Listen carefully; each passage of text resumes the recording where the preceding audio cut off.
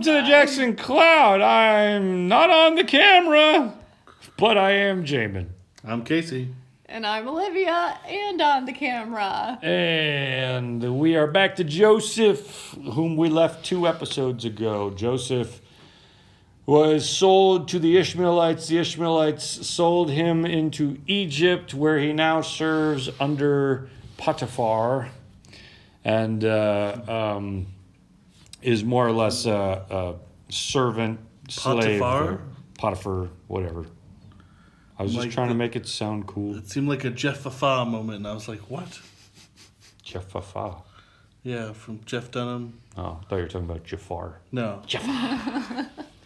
Jafar.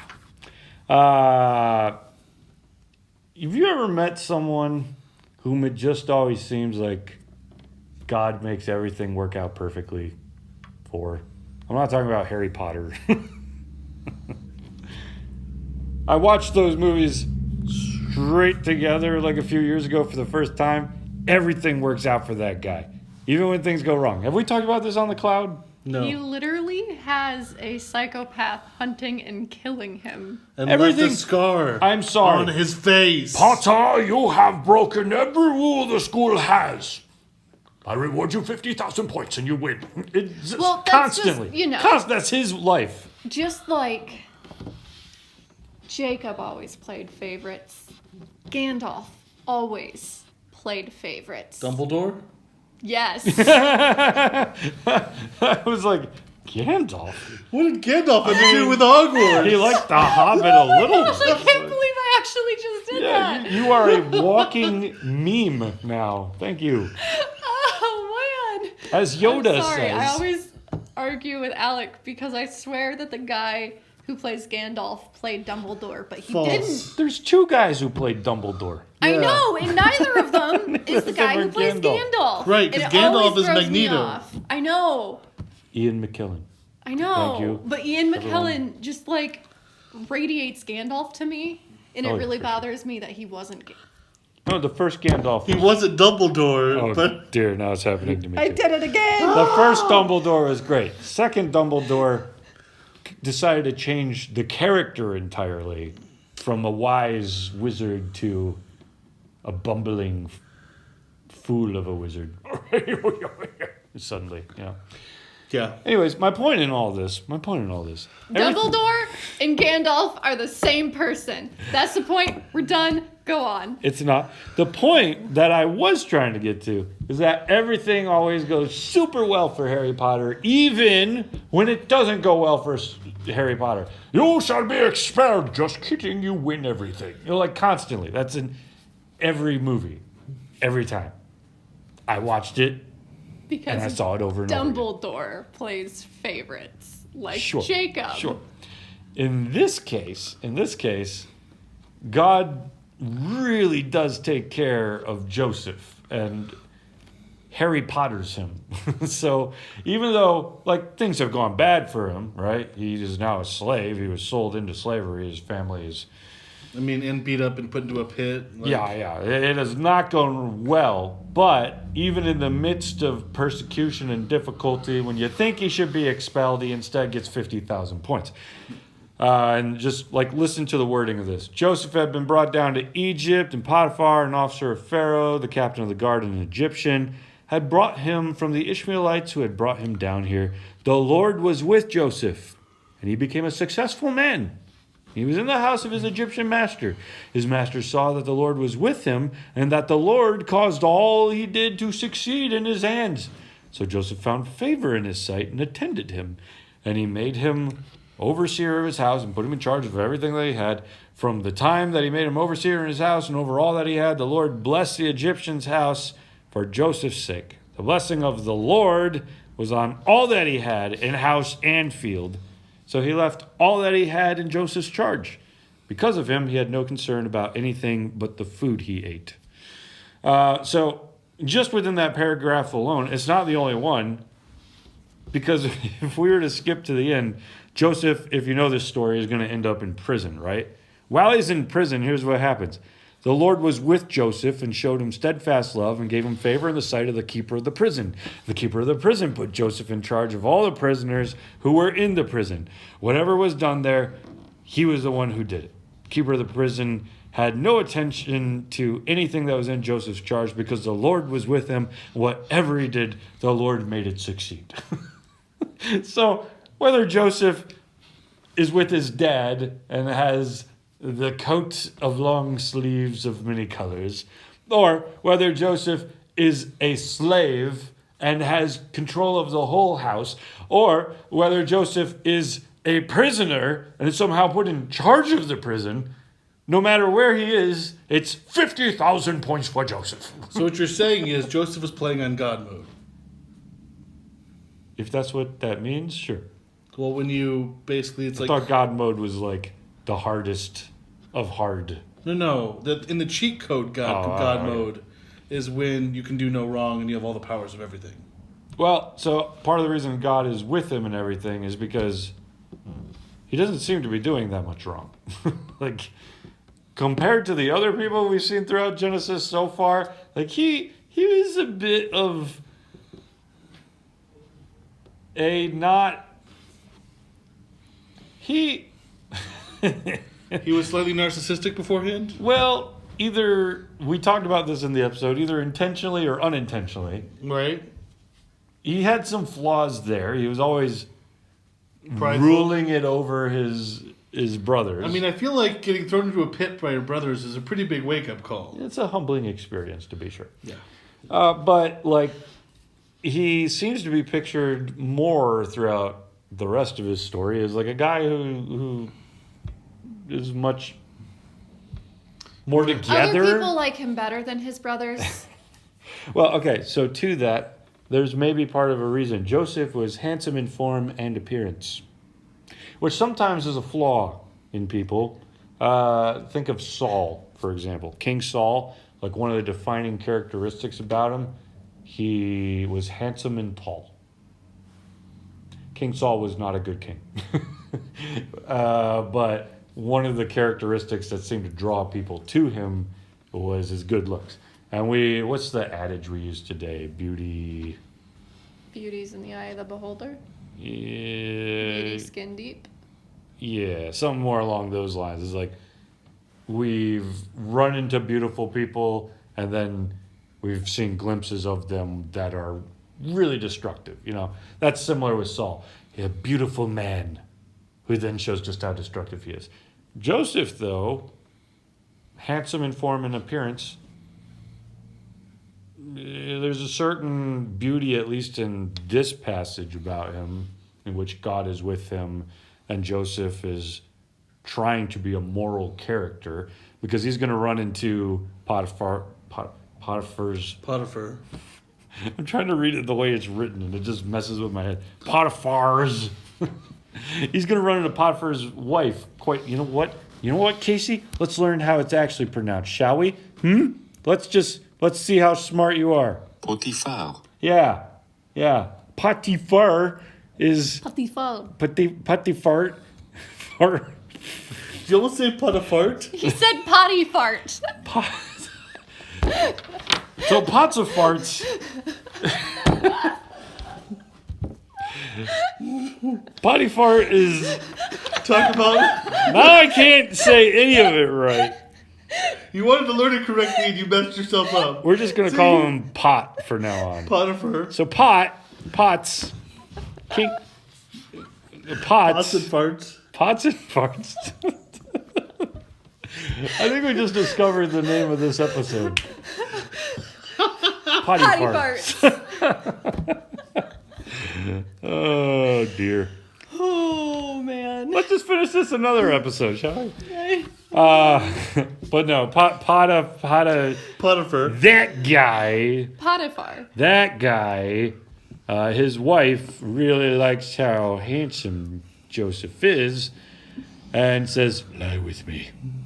That's my girl voice for some reason. I don't know what's going on anymore. He refuses and says to his master's wife, "Behold, because my master has no concern about anything in the house, and he's put everything that he has in my charge. He is not greater in this house than I am, nor has he kept anything back from me except you, because you are his wife. How then could I do this great wickedness and sin against God? And as she spoke to Joseph day after day, he would not listen to her, to lie beside her or be with her. Lie beside her isn't really used in the Bible in other phrases of this connotation. So there's a possibility that she's trying to use like a little technique. No, you don't have to sleep with me. You can just lie here next to me. Like trying to seduce him over time. They're trying to use dating tactics on him or something like that. But one day, when he went into the house to do his work, and none of the men of the house was there in the house, she caught him by his garment, saying, "Lie with me." But he left his garment in her hand and fled and got out of the house. Which is, like, again, it's showing his moral character. When a lot of people are faced with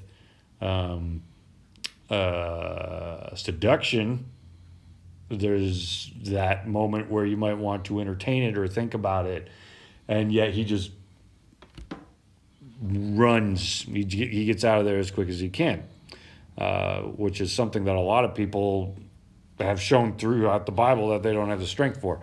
But he ditches. He just gets out of there so fast that he leaves his garment behind, and that's when she, perhaps angry, calls all the men of the household to come over to her, and she starts telling this lie, is that Joseph had come in here, tried to have sex with her. She screamed out and got everybody's attention. She laid the garment by her until his master came home, and she told him the same story. So she tells Potipharch the same thing. And the Hebrew servant whom you have brought among us came in to me to laugh at me. But as soon as I lifted up my voice and cried, he left his garment beside me and fled out of the house. She just fabricates this whole lie. Tells it to everybody, tells it to her master.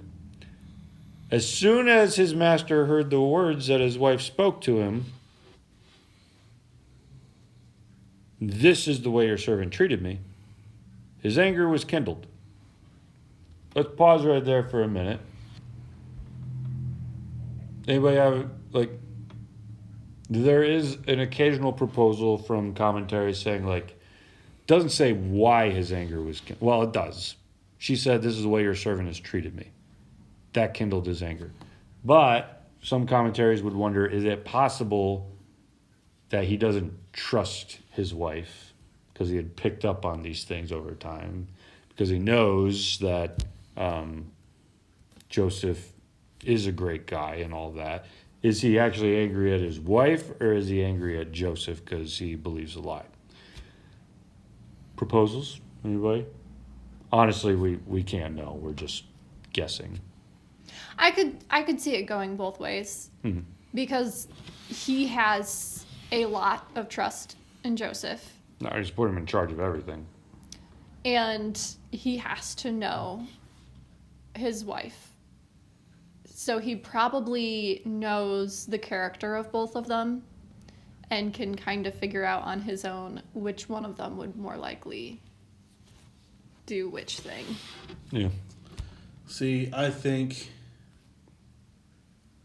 if I were to dive more into that than what's there, I would almost say that he's angry at himself because his wife is putting him in this position, and he allowed for that to be a possibility.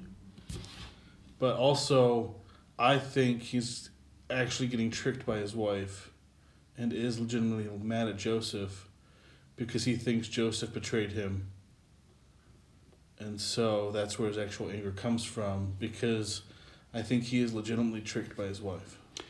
Yeah, and the way it sets you up, the wording makes you think just that. It's just when you mentally dive deeper into it and you know how much Potiphar trusted Joseph, and right, but this could be like it's possible. the et tu Brute moment. Yeah. Of oh, this is where you finally crossed the line and betrayed me after I trusted you so long. Oh yeah. Like, I'm not saying it's not that. I'm just at least giving the proposal. Maybe he could possibly be angry at her knowing that she's making this up. see, I don't think he knows that she's making it up at this point. He might get angry with her later, but at least for right now, like, it's his wife. He's gonna trust her, and she's taking advantage of that.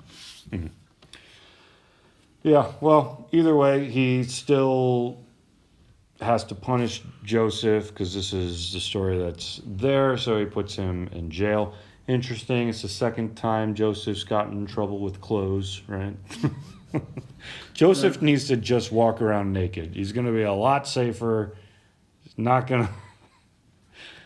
Just kidding, Casey. Settle down. So what you're Settle saying down. is, for the moral of this story, Nope. Nope. That's not what I was saying. oh, okay. But then Joseph gets thrown in jail, but we see the most intriguing thing ever is the 50,000 points. No matter where you are, God is with you. I think of Stephen Halaki Okay. as my example of a God always... Who? Stephen Halaki, I don't know if you know him, he's a friend of ours from college, but like, when I think of... Well, okay, from church. From his college. From Michael. When I think of every situation Stephen's in, God always shows up. Everybody always loves him. There's like this divine favor of sorts. It's just interesting that it does seem like there are some people that like you still see today where this story like rests upon them.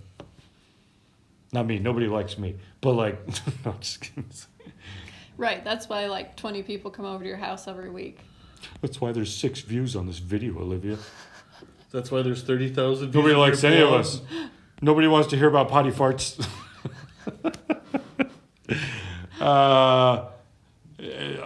Just kidding. All things aside, though, like you see God come through for him. So despite the fact that Joseph is at the bottom of the rung here, you see that God still has his eye on him. And ultimately, at the end of all this, Joseph's going to have this kind of mega statement about how God took all this evil and worked it for good and was there with him the whole time. So we'll get to that statement here soon because we are nearing the end of Genesis. We only have 10 chapters left. 10 chapters left. And if you want to learn more about the dreams That's that bigger Joseph... than some books in the Bible. The dreams that Joseph has... Okay, that's true.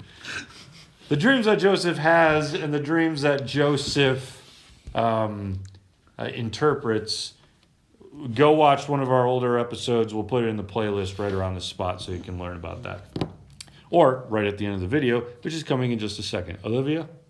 Be sure to like, comment, and subscribe down below. And if you want to talk more about Joseph's dream coat, join us in the Discord. And whatever you do, don't be a putty fart.